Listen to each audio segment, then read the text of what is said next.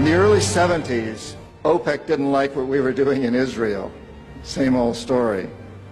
And so they cut off our oil supplies. So some of you will remember these long lines at the gas stations. And we feared we were going to have another depression like the 1929 depression. And so the U.S. Treasury Department came to me and other economic hitmen and said, listen, you know, we can't allow OPEC to blackmail us anymore. You guys got to come up with a plan so this will never happen again.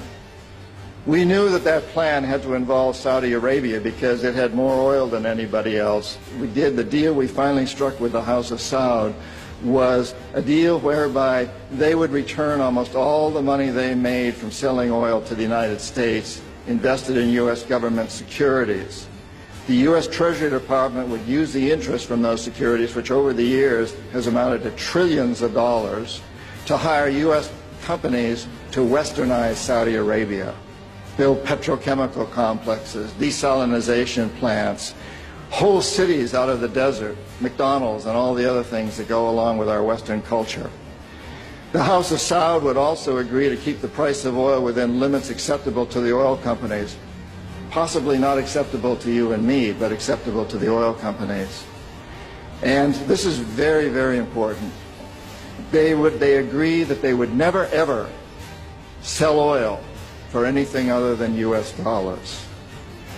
It was an amazing deal, the deal of the century.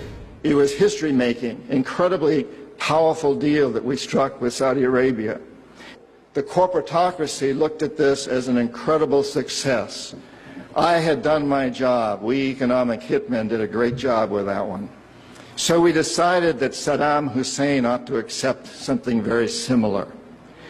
Now, probably a lot of you know that Saddam has been our boy for a very, very long time.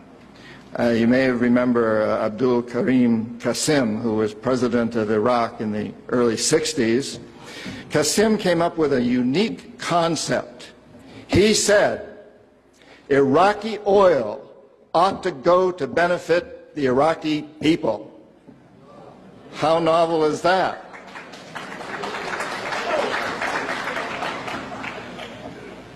But we didn't like that very much.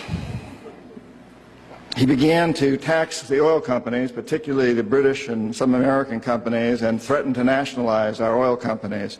And so we decided that Qasim had to go. The CIA sent in an assassination team.